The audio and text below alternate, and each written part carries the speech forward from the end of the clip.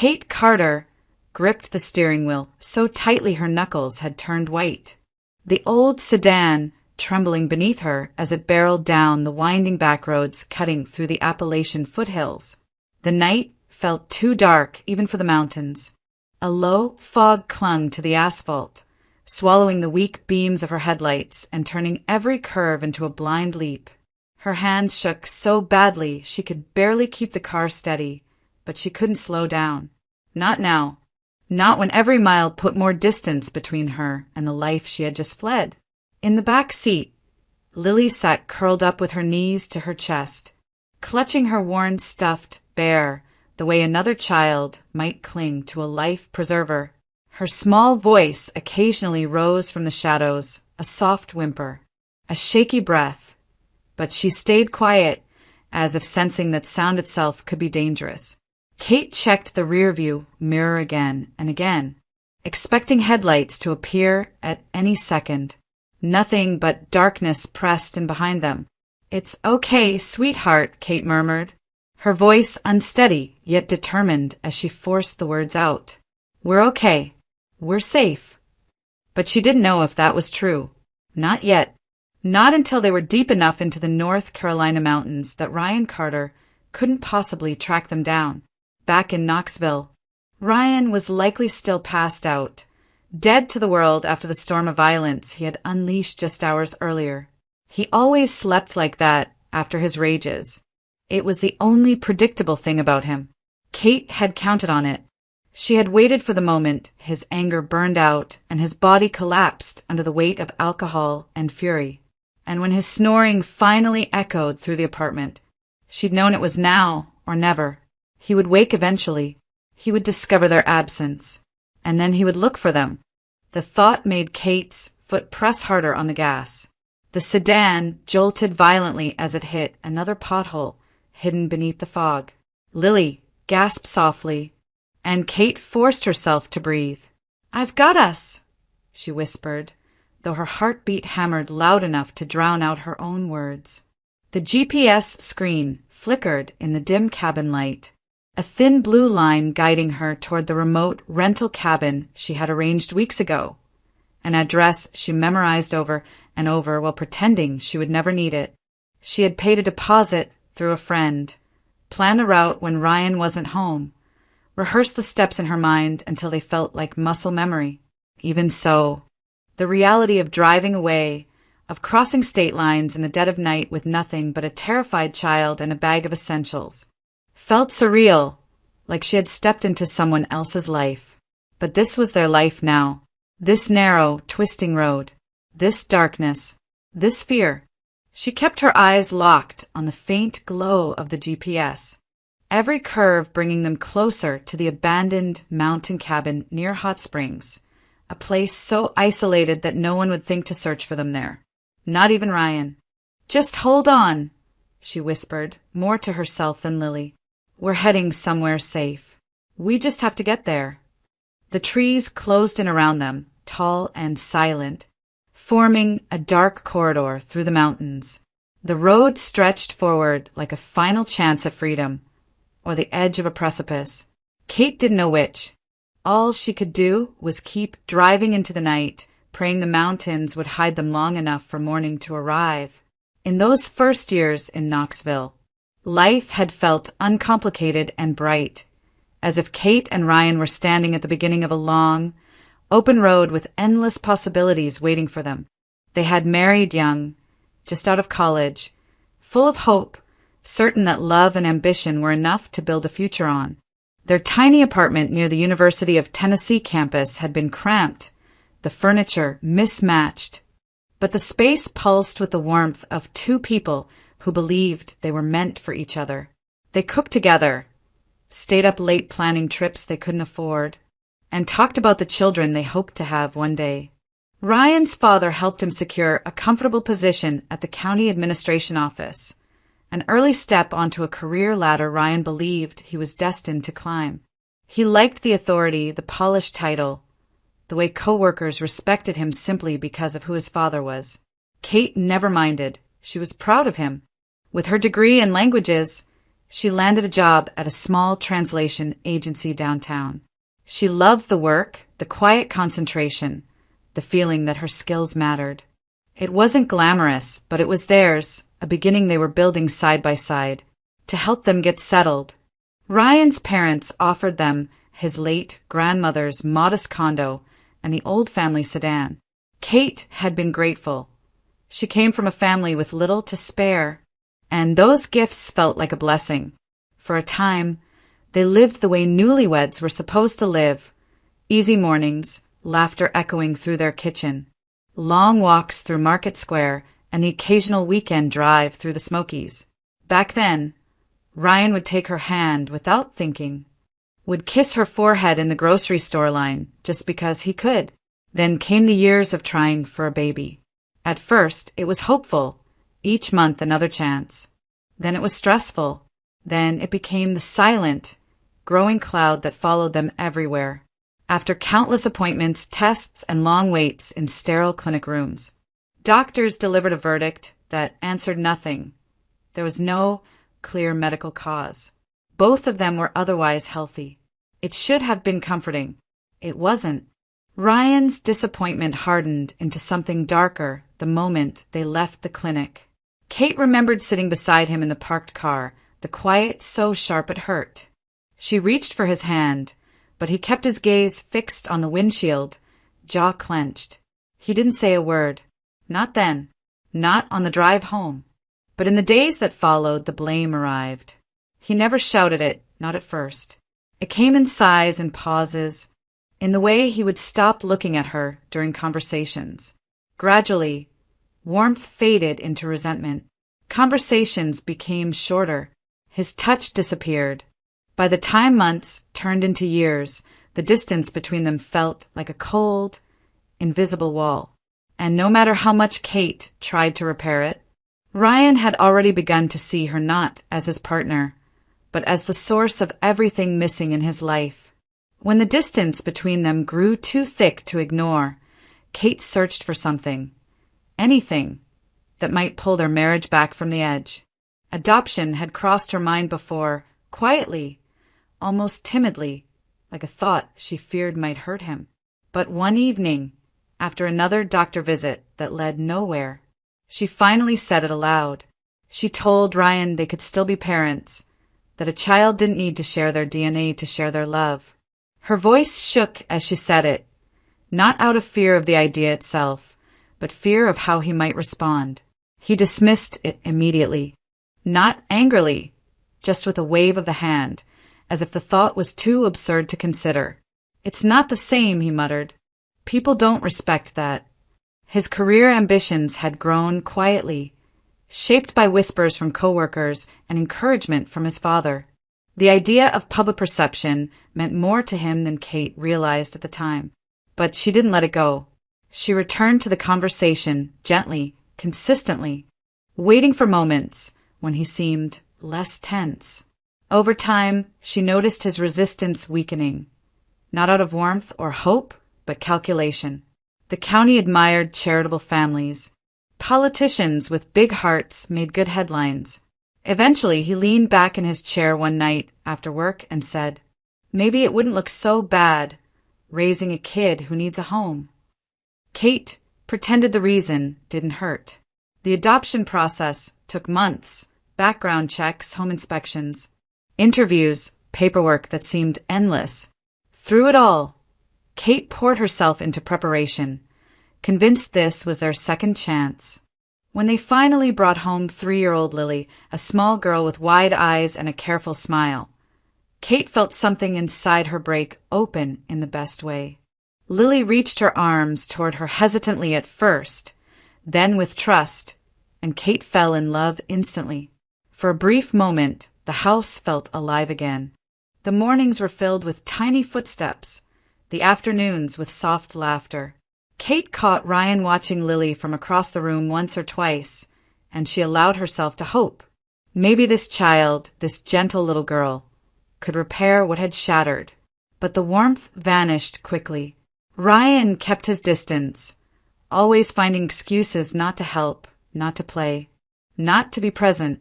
Lily, sensing something she couldn't understand, remained wary of him. His silence toward her curdled into irritation, then into open resentment. Any small noise she made seemed to grate on him. He would flinch when she toddled toward him, as if her presence were an inconvenience rather than an invitation.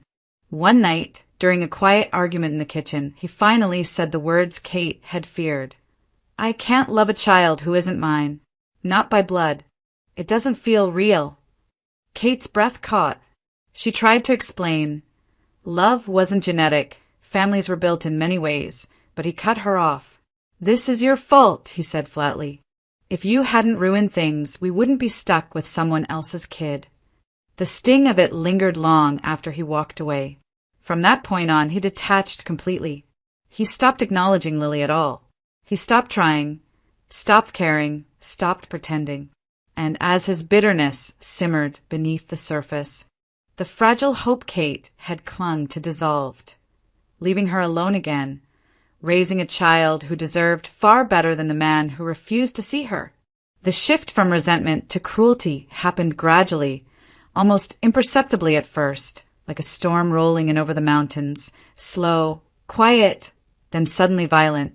Ryan began drinking more, coming home with the sharp smell of whiskey clinging to his coat. At first it was just late nights and cold silences. Then the tension hardened into something sharper. A slammed door, a raised voice, a muttered insult thrown under his breath when Lily knocked over a cup or when Kate asked a simple question. Before long, stress became shouting. Shouting became insults.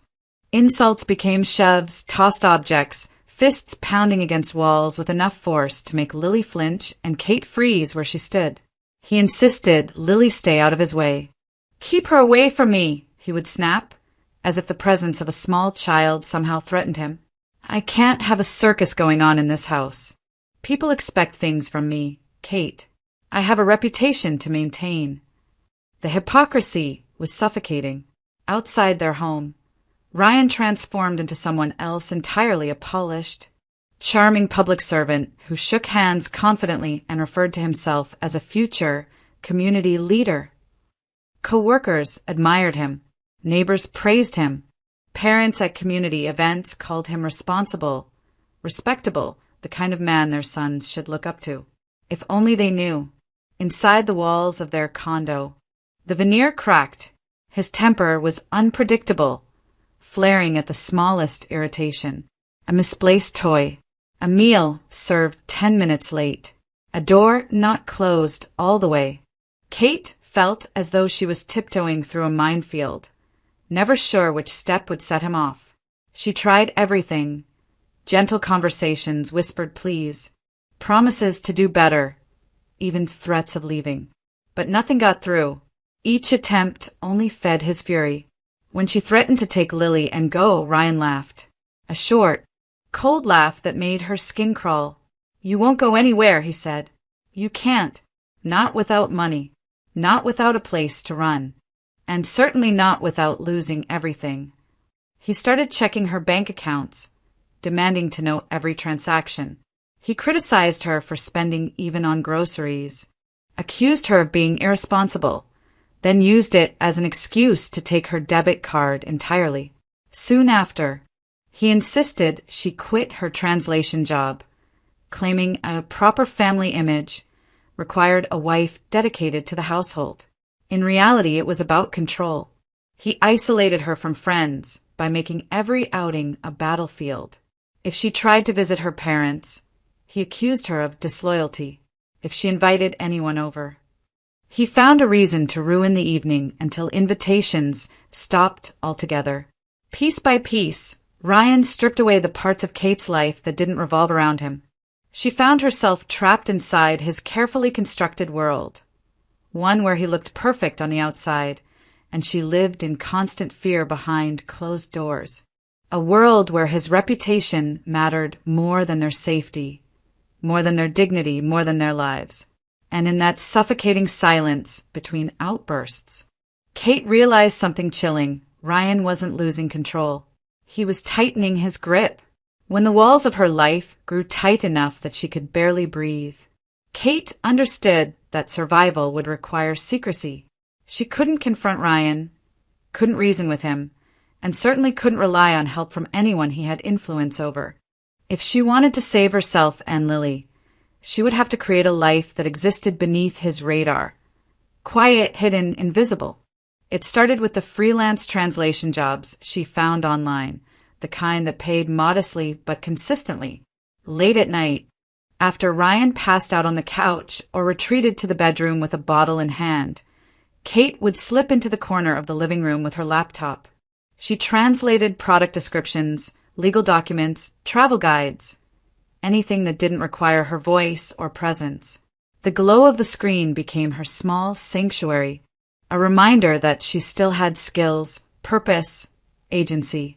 But she couldn't let the money touch their shared accounts.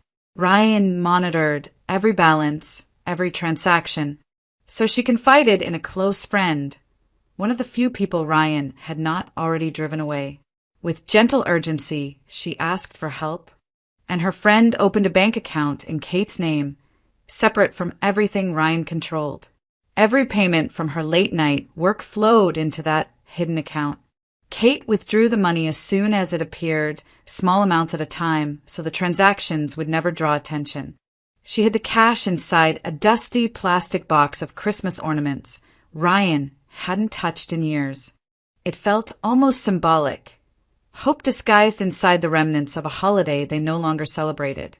As her tiny savings grew, Kate searched for an escape route. She spent months scrolling through online listings during stolen moments when Ryan wasn't home, searching specifically for remote rentals, properties near hot springs, North Carolina, places far enough from Knoxville that no one connected to Ryan would ever stumble upon them. Eventually, she found it, a neglected farmhouse at the edge of the woods, one the owner admitted most renters were too scared or too uncomfortable to consider.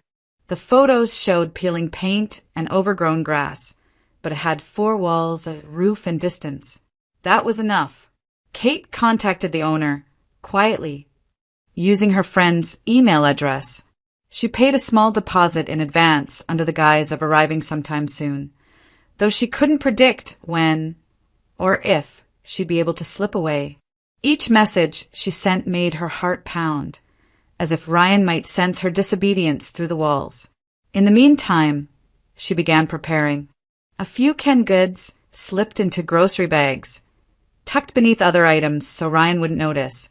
A blanket, a change of clothes for Lily, a small stash of toiletries, carried one by one to the garage under the excuse of organizing clutter. Slowly, she formed a hidden cache of essentials, enough to sustain them for at least a few days on their own. But even with every step she took, doubt followed her like a shadow. She didn't know whether she had the courage to run. She didn't know whether Ryan would catch them before they ever reached the state line. She didn't know whether the plan would save them, or collapse around them the moment she tried. Still, every night spent listening to the heavy footsteps of a man who no longer saw her, as family pushed her a little closer to the truth she resisted. If she didn't escape, neither she nor Lily would survive. The breaking point arrived on a night that had felt wrong from the moment Ryan walked through the door. Kate heard the heavy slam before she saw him, the kind that made the walls tremble and Lily instinctively shrink back. Ryan's face was flushed, his jaw clenched, his eyes glassy with a mix of alcohol and fury. Kate didn't have to ask what had happened at work. The tension radiating off him said enough. The county office had begun internal audits. Rumors of financial inconsistencies, money moved where it shouldn't have been, contracts that benefited the wrong people were circling. Ryan had always relied on his father's name and his own arrogance to protect him, but now that protection felt fragile, and fragile men were dangerous. He tossed his coat onto the floor, knocking over a chair in the process, and stalked toward the kitchen where dinner waited. Kate had made his favorite roasted chicken, cauliflower casserole, everything seasoned exactly the way he liked. She hoped it might soften his mood, even a little. But the moment he tasted it, his face twisted with disgust. "What is this garbage?" he spat, dropping his fork as though the food had burned him. "How much salt did you dump in here? Are you trying to poison me now?" Kate blinked, stunned. She'd made the dish countless times, always perfectly. "Ryan, it's fine. It tastes exactly the way it always does." He pushed the plate away with a violent jerk, sending it crashing to the floor. Glass shattered across the tile. "Don't lie to me. You think I don't know when something tastes off? You trying to get rid of me so you can take the kid and play house somewhere else." His voice rose as he stepped closer, towering over her. Kate instinctively backed up until she felt the counter against her spine. Lily, hovering at the doorway, whimpered softly. That small sound only fueled him. "Shut her up," he snapped, or I swear, when he raised his hand, ready to strike, Lily acted before Kate could protect her. With a cry that shook her tiny frame, she darted forward and sank her teeth into his finger. Hard. Ryan screamed in shock. The sound was more animal than human. He jerked his arm back, staring at Lily as though she had committed the ultimate betrayal. Then his rage ignited fully. "You little brat!" He lunged. Kate grabbed Lily. But Ryan was already tearing through the room, hurling cups, overturning chairs, sending Lily's toys flying across the floor. Kate shielded her daughter as Ryan's fury spiraled into something unhinged. He grabbed Lily by the arm, dragging her down the hall while she kicked and cried. "Ryan, stop! She's just a kid." But he wasn't listening. He shoved Lily into the bathroom, slammed the door, and turned the lock. Her small fists pounded on the other side, her cries muffled by the wood. Then, as suddenly as it had begun, Ryan staggered backward, breathing hard. The adrenaline drained from him, leaving only drunken exhaustion. He mumbled curses, stumbled toward the bedroom, and collapsed face first on the bed, out cold. Kate didn't hesitate. Her hands still trembled, but her mind had never felt clearer. She sprinted to the hidden ornament box, grabbed the envelope of cash, stuffed it into her coat, and returned to the bathroom. Lily's tear-stained face met her as soon as she opened the door. "We're leaving," Kate whispered. "Right now." Lily didn't ask questions. Kate threw a coat around her daughter, grabbed the garage bag of essentials she had prepared, and slipped quietly toward the front door. Every step felt like crossing thin ice. Every creak felt like a trigger that might wake him. But Ryan didn't stir. Within seconds, the door closed behind them, and with nothing but cash, a stuffed bear, and a desperate will to survive, Kate and Lily disappeared into the night without looking back. The farther Kate drove into the North Carolina mountains. The more the world seemed to narrow into darkness and fog. The road twisted endlessly through dense forest, tall pines rising like silent sentinels on either side. The sedan's aging headlights barely pierced the thickening mist. Each bend felt like a leap into the unknown, and every mile reminded her just how far they had traveled from Knoxville, and how far they still needed to go to feel safe. Lily had fallen asleep in the back seat, her head resting against the window, her stuffed bear tucked beneath her chin. Every now and then the car hit a dip in the pavement, jostling her slightly. But she remained asleep, worn out from crying and fear. Kate glanced at her through the rearview mirror, grateful for even this fragile moment of peace. Her own body, however, buzzed with leftover adrenaline. Her hands were sore from gripping the steering wheel. Her throat burned from holding back tears. She forced herself to focus on the GPS's dim screen, watching the small arrow crawl closer to the address she had memorized countless times over the past few months. Hot Springs was still several winding miles away when she finally saw it, a faint, warm glow flickering through the fog, too steady to be moonlight, too soft to be headlights. The porch light. The owner had promised to leave it on, so she wouldn't miss the place in the dark. Kate had thought it was a kind gesture at the time. Now, Seeing that glow cutting through the trees felt like the first breath after nearly drowning. She pulled the car into the small clearing, gravel crunching beneath the tires. The cabin looked exactly like the pictures, weathered siding and old tin roof. A sagging porch, but something about the light made it feel inhabited, almost welcoming. Kate killed the engine and listened to the ticking of the cooling motor, the silence of the forest pressing in around them. "Lily," she whispered, touching her daughter's shoulder gently. "We're here, sweetheart." Lily blinked awake, groggy and confused. Kate helped her out of the car, grabbing the small bag of essentials from the back. The night air was cold and damp, carrying the earthy scent of moss and pine. They hurried up the steps, and Kate pushed the door open with a trembling hand. It wasn't locked. Inside, the cabin was dim but warm. A single lamp on a side table cast a soft amber glow across the room. And strangely, unbelievably, the air carried a faint aroma of something sweet, like baked goods long since cooled. But no one had lived here in months.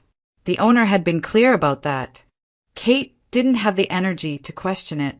She closed the door quickly, securing the latch with shaking fingers. Lily stood silently beside her, wide-eyed, gripping her bear.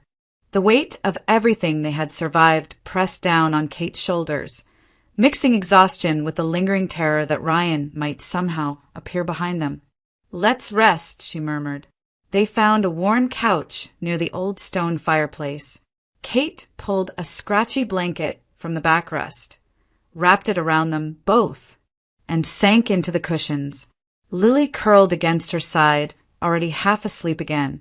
Kate held her close, listening to the slow rhythm of her daughter's breathing. The warmth of the room seeped into her bones, easing the cold fear lodged in her chest, but not banishing it. Even in the quiet, even in this unexpected pocket of safety, Kate felt the tremor beneath her skin, the memory of Ryan's rage, the pounding on the bathroom door, the danger they had outrun. It clung to her like a second shadow.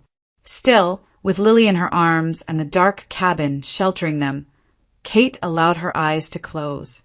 Sleep claimed them both within seconds, the mountains standing guard outside as the fog curled around the cabin, hiding them from the world they had fled. Kate woke to the sound of pounding, sharp, insistent blows that rattled the thin cabin door. For a moment, she didn't know where she was. Her heart jerked violently, breath catching in her throat as the memories of the night before slammed into her. Ryan's rage, Lily's screams, the frantic drive through the mountains. She tightened her arms around her daughter instinctively. Another set of knocks echoed through the cabin, louder this time. Lily stirred beside her. "Mom, is it him?" Kate pressed a shaking finger to her lips. Her pulse hammered so loudly she could barely hear anything else. She slipped off the couch, careful not to make noise, and crept toward the door. The cabin's floorboards groaned with each step, fueling her terror. She peeked through the narrow crack between the curtain and the window frame. Not Ryan. A man stood on the porch wearing a long dark coat, a knit cap pulled low, and a hiking backpack slung over one shoulder. Broad-shouldered, tall, maybe mid-40s. He looked annoyed but not dangerous. Still, fear coiled tight in her stomach. She opened the door only an inch. "Yes." The man raised an eyebrow. "Morning. I've been knocking for a while. Mind telling me why someone is in my house?" Kate blinked. "You're your house." His expression softened a fraction. "I'm Mark Ellison. I own this cabin." Her breath stalled. She gripped the edge of the door to steady herself. "I'm so sorry. I rented it. Online." Her voice wavered. The owner left the porch light on and said it was fine to arrive any time. Mark let out a short breath, equal parts exasperation and relief. "That would be my cousin. She helps me manage the property while I'm away." He glanced past her into the room, noting the blanket, the small bag of belongings, Lily's stuffed animal on the couch. Mind if I come in? Freezing out here. Kate hesitated, but something in his tone wasn't threatening. Tired, maybe. Sighed. She stepped back. Okay. He entered slowly, careful not to startle her or Lily. The smell of cold mountain air followed him in. Without asking too many questions, he set his backpack down and walked toward the kitchen area with practiced familiarity. Let me put on some tea, he said quietly. You look like you could use something warm. Kate stood frozen near the door. The kindness in his voice, simple, unforced, was almost too much. When the kettle began to hum on the stove, Lily approached timidly and sat at the table. Kate joined her, hands trembling. Mark carried over 2 mugs and placed them gently in front of them. Only when the steam curled upward did Kate's composure finally crack. Her shoulders shook. Tears slipped down her cheeks. I'm sorry, she whispered. I shouldn't have come here. I didn't know where else to go. Mark sat across from her, folding his hands. Did someone hurt you? Kate nodded, unable to speak. He didn't push. He let her breathe, let her steady herself. When she finally managed to explain Ryan's abuse, the violence locking Lily in the bathroom, the escape, Mark listened without a single interruption, his face tightening with restrained anger on her behalf. When she finished, he let a long silence pass before saying, Kate, I'm sorry. Truly, more than you know. She lifted her eyes, confused. He met her gaze steadily. Because I understand exactly what it's like to lose a family at the hands of someone else's cruelty. His voice carried a weight that made the room suddenly feel smaller, quieter, heavier. Fear had brought her to this cabin.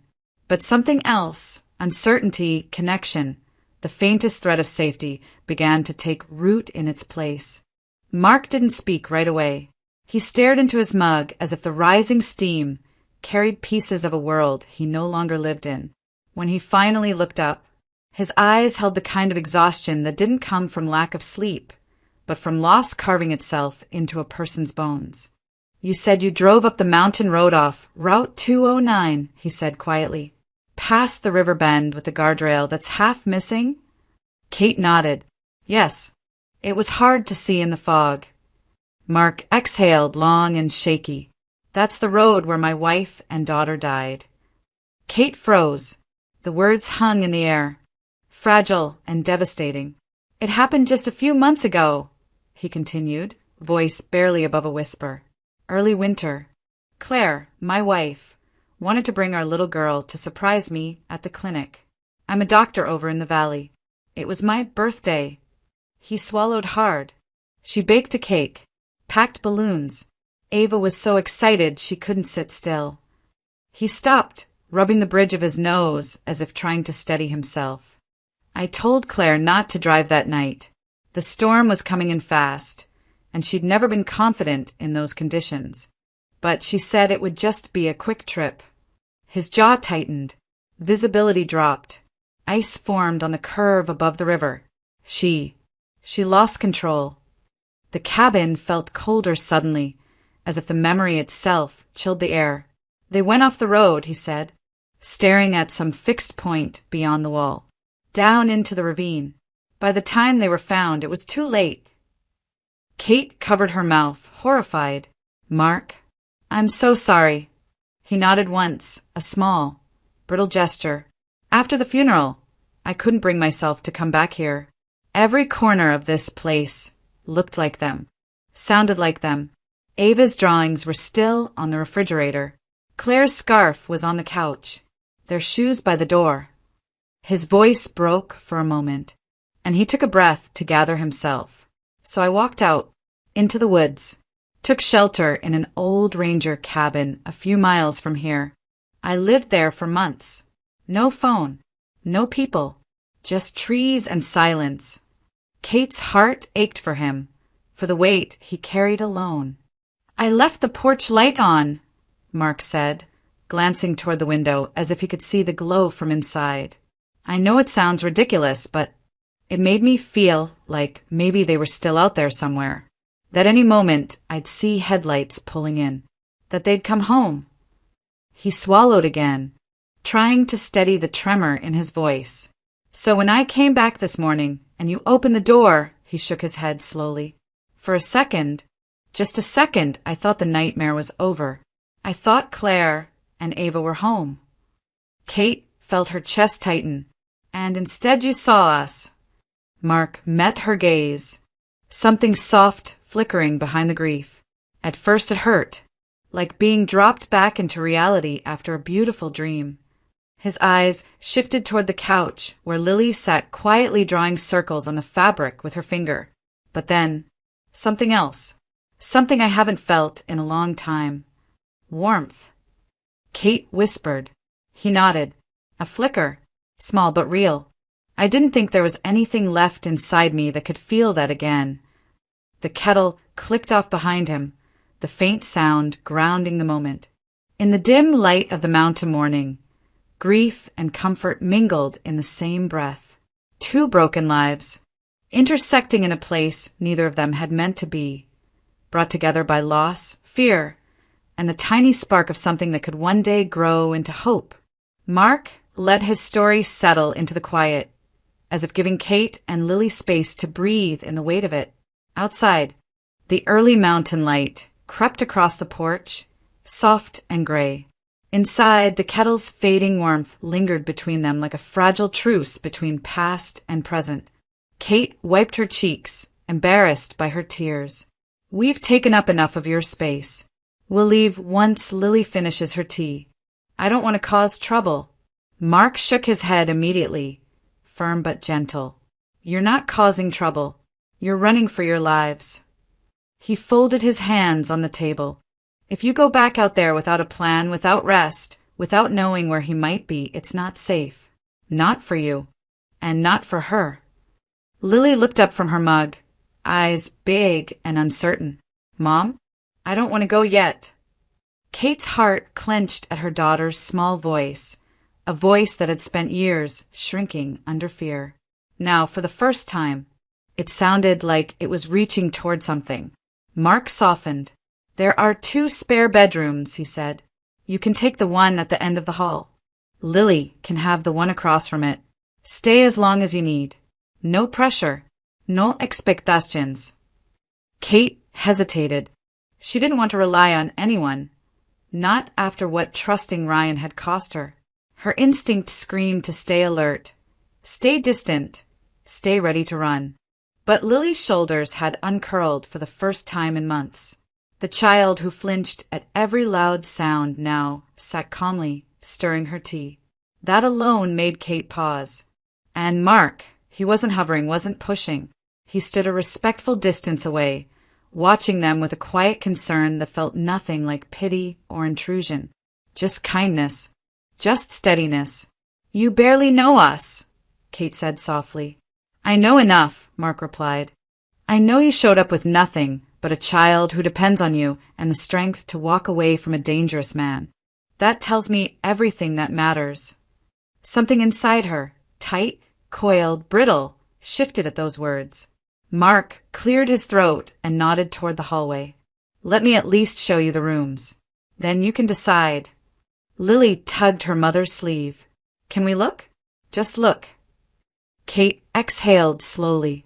Okay, just to look. Mark led them down the narrow hallway. The rooms were simple but warm. Handmade quilts on the beds, sunlight filtering through mismatched curtains. The faint scent of pine clinging to the wooden walls. Everything felt lived in but not haunted, as if the house itself had been waiting for someone to fill the empty spaces again. Later, when the sun dipped behind the ridgeline and the cabin settled into evening quiet, Kate tucked Lily into one of the spare beds. Her daughter fell asleep before Kate even finished smoothing the blanket over her. When Kate returned to her own room, she lay down cautiously, expecting the usual rush of memories and the suffocating weight of fear to follow. But they didn't. The house was still, peaceful, protected, for the first time in years. Kate's mind didn't replay shouts, slammed doors, or insults disguised as truths. Instead, she heard only the soft wind brushing the cabin walls and Lily breathing safely down the hall.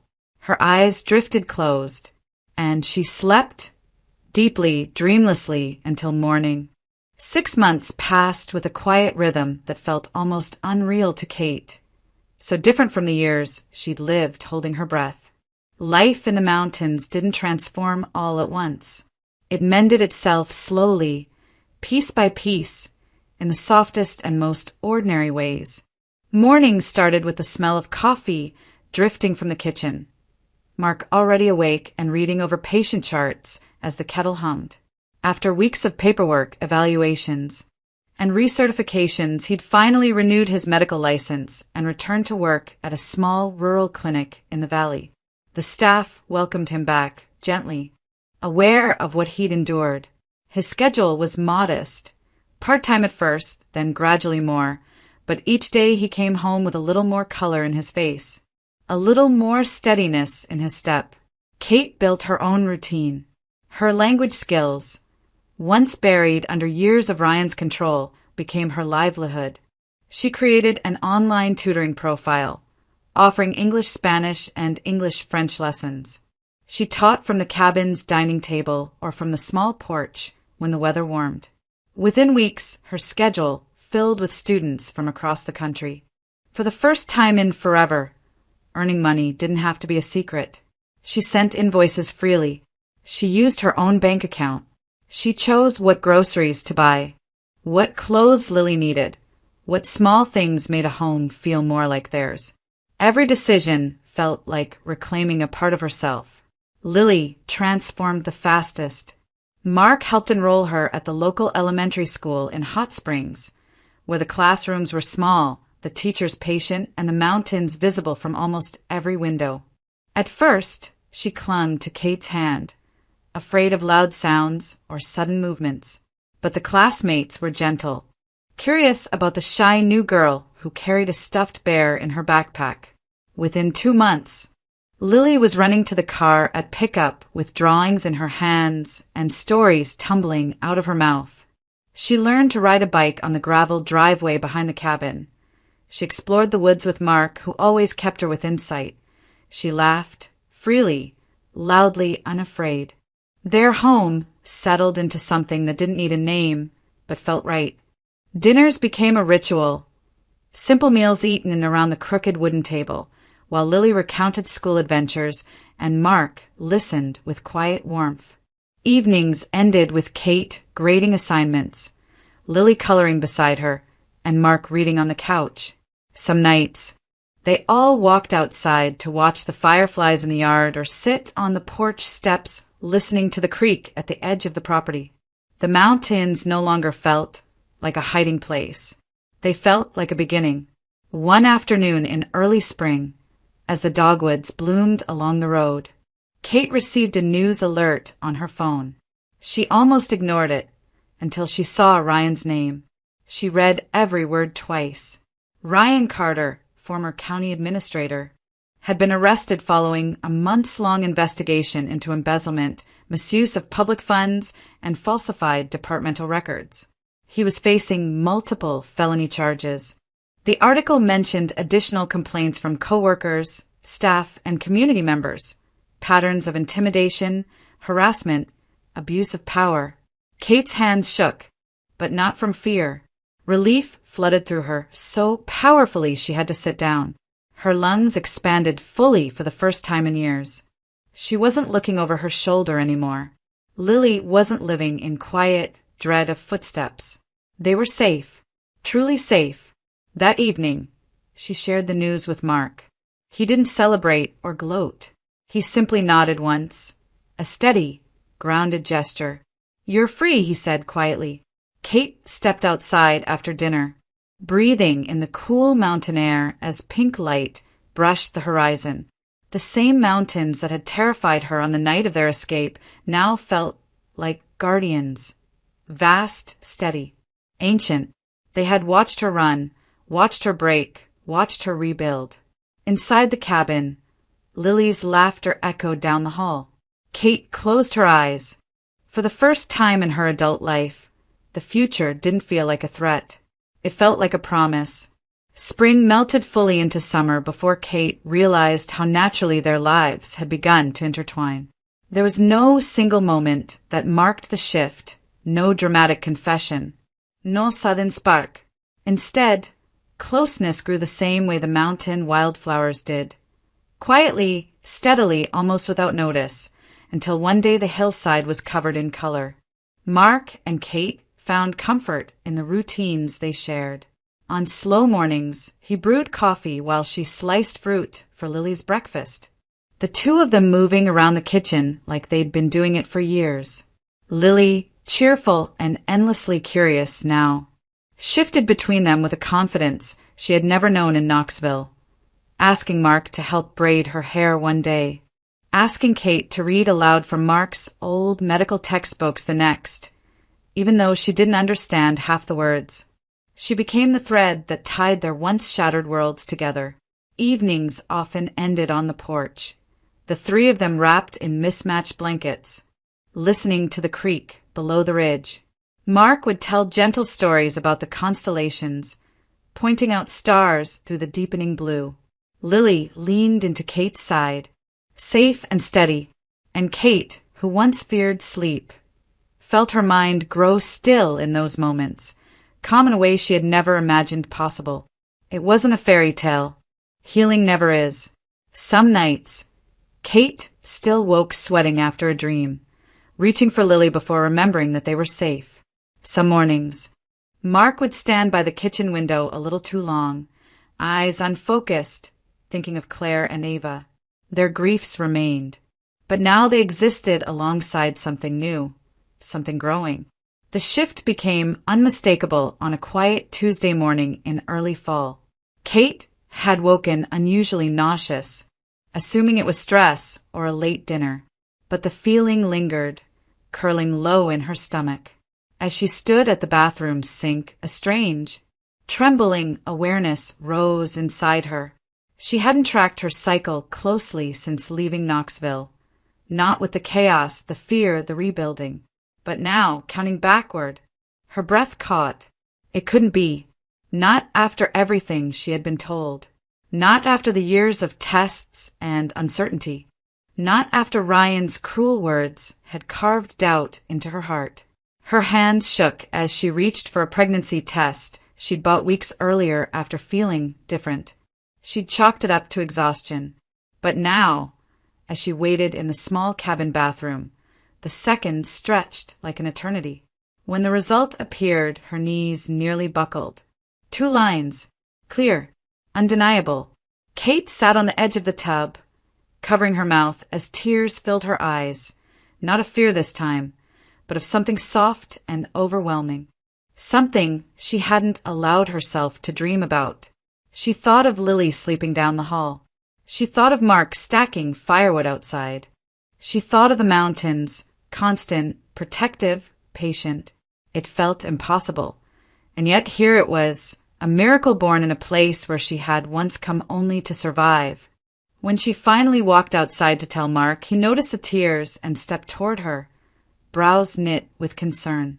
She took his hand, placed it over her stomach, and let the truth speak for itself in the fragile silence between them. His breath hitched, eyes widening, softening, filling with something like awe. "Kate," he whispered. She nodded, unable to form words. His arms wrapped around her, gentle, steady, reverent. Not claiming, not assuming, just holding. Later, when Lily danced around them in celebration, shouting that she was going to be a big sister, Kate felt a warmth spread through the cabin she hadn't felt since she was a young bride, full of hope. Except this time, the hope was not naive. It was earned. It was real. The mountains that once hid her now cradled her. The house that had once echoed with grief now pulsed with new life. And the family she'd once feared she'd never have was taking shape in ways she could never have imagined. The life she fled was gone. In its place was a new beginning, quiet, tender, and full of promise, rising with the morning sun over the North Carolina ridges.